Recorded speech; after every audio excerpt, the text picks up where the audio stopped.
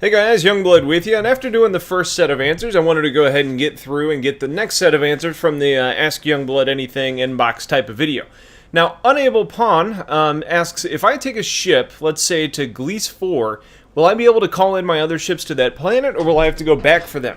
Well, there's not going to be any just automated flight of ships. You're not going to be able to just push a button and have your whole fleet come that way. So it sounds like you're either going to have to end up paying an NPC to do that for you, or maybe another player, maybe an organization mate, or there could potentially be a situation where you leave your ship in a hangar on Gliese 4, then go back to maybe Terra on a Starliner, and then end up flying back in whatever ship you have. My guess is how they're going to do this in the game, though, is probably going to be closer to having something like a like we see with cars today. You know, you could, if you buy a couple cars from New York and you live in Missouri, you can have those cars loaded up onto a truck and brought to you. I wouldn't be surprised if there ends up being a situation where like a carrier can take those those packages for you from point A to point B, with those packages being your ship. That actually kind of leads me to one thing that I want to see in game, and it's kind of a civilian carrier. I'm not expecting to see something like a civilian version of a Bengal, but if you could have something that at least will kind of haul ships for you, and even if there's a limited launching mechanic from something like that, I think it would be a good addition to the game. But I think there's going to be in-fiction ways of doing it, but again, you're not going to be able to just push a button and have all the ships fly to you. Elias Olseth says, on Star Citizen, can you do a mission to get CR? I assume that means credits, or is it early game? In the game, there are going to be missions that you can take on, and whether that be, take these goods from point A to point B and earn these credits, or whether it be go hunt down this notorious pirate and claim your bounty, there's going to be like job boards where you can go and actually take on missions to end up earning money, kind of similar to what we see in stations in Elite Dangerous. There's going to be kind of two different ways that you can make money. One is going to be the job boards taking on designated tasks, or two, kind of managing the economy and how you see fit. There may not be a mission that says buy cobalt in Terra and sell it in Vega, but if you're looking at the way the economy's set up, you could know just inherently by either buying the information or doing your own research that something is selling low in one part of the universe and being purchased high at another part of the universe. So if you can kind of play the economy like that, like you do in real life, you can end up making a profit without actually being forced into doing missions. It's really about how you want to play, but I think missions are going to be the way that most people start because it's an easy way to get started. Lawsy wants to know, what do you think your primary or favorite role is going to be in the verse? I think my favorite thing to do is most likely going to be running escort for my organization's transports. Whether that just be shooting the shit while being a nice deterrent and a big-ass fighter, or whether that be actually fighting people off or just kind of having a good time. I think being the protection for the money-making portion of the organization is going to be something that I'm really going to have a lot of interest in. Outside of that, trying to figure out the economy and doing a little shipping myself may be interesting. But then I think there's also like smaller roles that I'm really interested in, like operating a mining laser or working the repair stations on a crucible. There's a lot of really cool smaller aspects of the game that I really, really want to see. But just flying escort, I think for me, is probably going to be my favorite thing to do. Sat Oren says, if you have the option to start your character or organization on any UEE planet when the game launches, which would you pick and why? I think my initial guttural reaction would be somewhere in the Ellis system. Ellis is one of those systems that has a lot of access to other systems. It's kind of a hub. It also seems to be a real economic powerhouse. It's got kind of a nice green band with a lot of planets that you could maybe choose from. You're not too far from really anything. It's nice centrally located, though it's not super close to anything either. At the same time, if you want to go fight the Vandal, you're not particularly close to Vandal space. So you're not super far, but it's just a little bit more kind of segregated in that means. So I think for the organization, with us having a primary focus on transport and to kind of make our money, something in a kind of commerce sector like Ellis, I think is a really good choice. Chickarist says, I'd really like to know whether it's a good choice to buy an exploration-only ship. I like a Reliant Sin or a 315P for solo play. Would it be a good idea to start off with one of these ships without anything else in my hangar? Yeah, yes, kind of. You can absolutely make money doing exploration. And the way I say that so confidently is because CIG's come out and said that they know there is a big contingent of their player base that wants to explore. So they're going to commit to making it a profitable career. Now, is it going to be as profitable as buying and selling goods? Probably not. And I wouldn't expect it to be the steady flow of income either. But I think as an explorer, you do have the potential to find something that is worth a crap load of money. Now, looking at these ships, you're talking about the 315 or the Reliant Sen. Remember, the Sen is more of a research ship. It's not so much an exploration ship. CIG, I think, even talked about this, saying that, if you're really wanting to go out and explore, the 315 is going to be better at that than the Sen would be. However, the Sen would do a good job would do a better job at science type things, research, evaluating things that you're noticing in space, like anomalies, or bringing goods onto the ship to do further scientific experimentation on. There's a little bit of crossover between those ships, but if you want more of the true exploration path, the 315 would be a better option there. As far as just starting off with one of these, yeah, I think it would be fine. I think, they both carry a little bit of cargo, so if you're really struggling for jobs, you could just kind of do a little buying and selling in either one of them. That being said, though, you may be better suited, especially until we get more information on how the exploration is going to work, with a more well-rounded ship, and then kind of, working your way up to an exploration ship. I have faith that you're going to make money right off the bat, especially since there's going to be a lot of new things to discover immediately. But keep in mind, when the game actually releases, you're probably also going to be in a battle with a bunch of other people that are wanting to go out and explore the universe at the same time. You also asked, should I join any organization? I encourage everybody to join an organization. Doesn't matter if it's big, doesn't matter if it's small. I would find a group of players that you can get with where you can share information. You can have somebody that has your back in a bad situation. If you're running cargo, you're going to want escorts. If you're going bounty hunting, you're going to want a backup. If you're a pirate, you're going to need more than one person to actually be a really efficient pirate. It doesn't matter what your role is or how big the organization is, but I would highly encourage everybody to be in an organization, even if it just means for having players when you want a player. Planet Express crew, for example, we've got over 800 people in there and a really active group of people.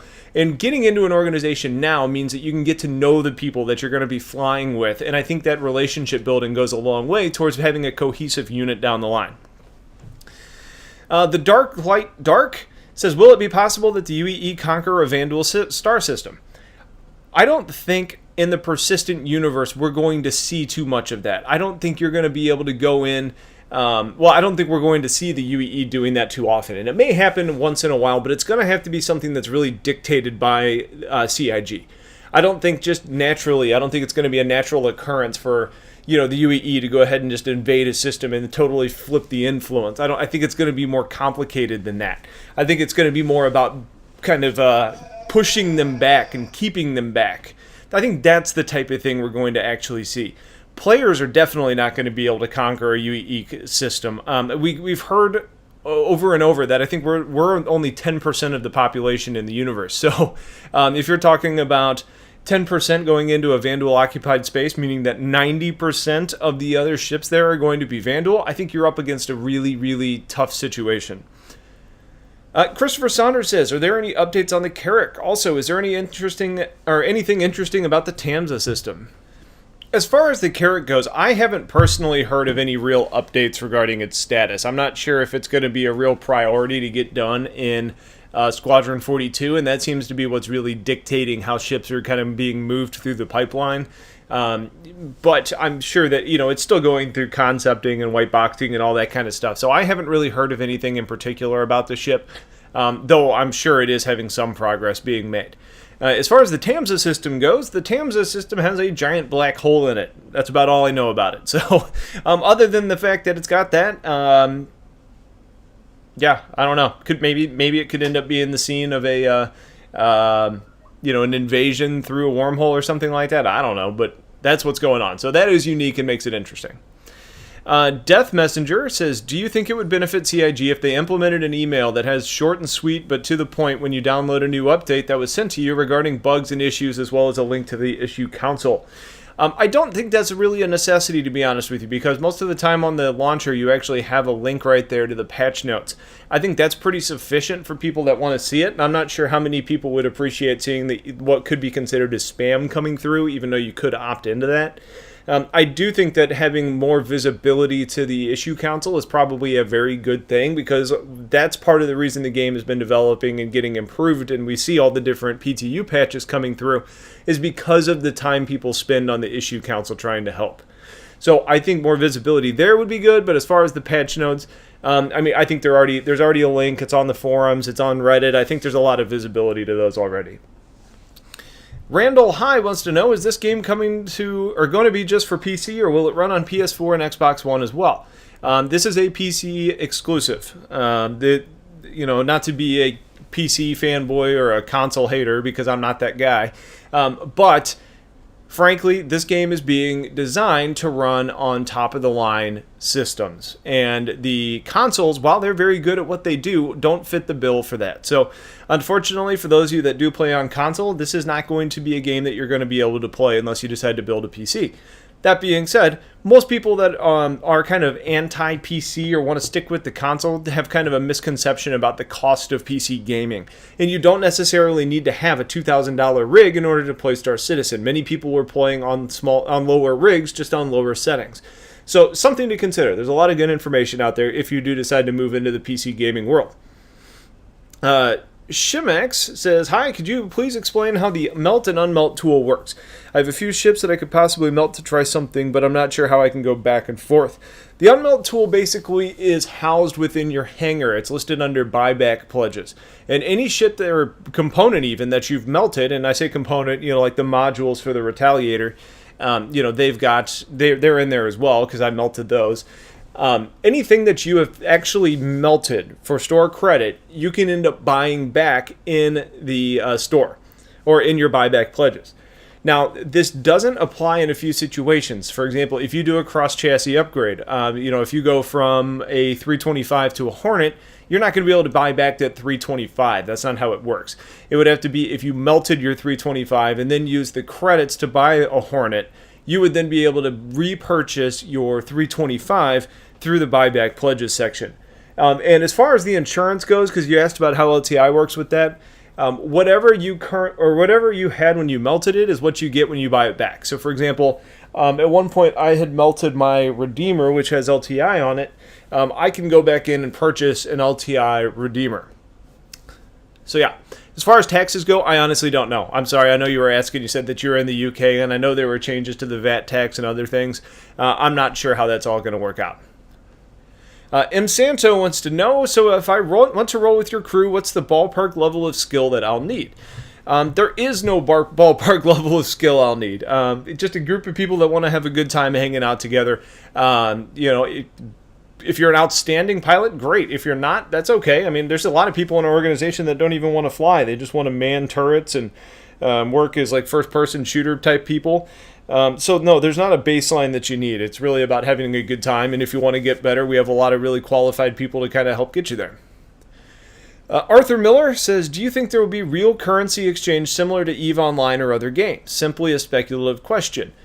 No, I don't think that's going to be something that happens. Now, we already have something out there called the gray market, where people are buying and selling ships over the cost of their real value based on their limited nature. There's possibilities where I could see somebody selling an account that has a lot of currencies on it, and I can see CIG really trying to kind of step in and stop that from happening. But ultimately, I'm not sure how much they can do to really stop something like that. But I don't think there's going to be a situation where you're going to be able to just give currency without doing goods. But you know what? People always find ways to try and work around the system.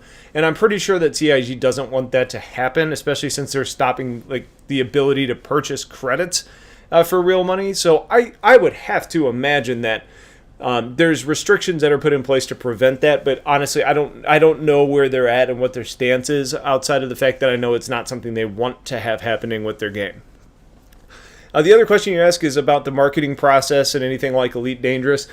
The marketing process is interesting for Star Citizen because with it being crowdfunded, it doesn't seem like they're really doing much in the way of advertising. They've done a really good job of kind of letting the community do that for them. And when you take a look at a product now that's the most successful crowdfunded anything, it naturally has received a lot of advertising on its own, especially even some of the negative reviews. And you hear a lot of things, people say things like any press is good press. Well, the criticisms around Star Citizen and selling ships and the bloatware concerns and the vaporware concerns, honestly, that has probably driven more people in to take a look at the game, and then they got excited about what they saw. Generates some concern, sure, but I think as far as the marketing goes, we may end up seeing a bigger push once we get closer to the release of Squadron 42. I wouldn't be surprised if you end up seeing some late night show demos and those types of things, but I wouldn't expect an ongoing long-term like TV advertisement, just because at this point I really just don't even think it's needed.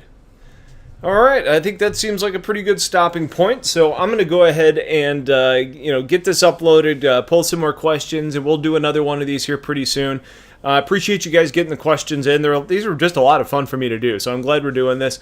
If you have questions, remember it's not too late, just get it in, and like I said, I plan on making this kind of just an ongoing series, so get your questions in, have yourselves a wonderful day, and stay tuned for more soon. Take care.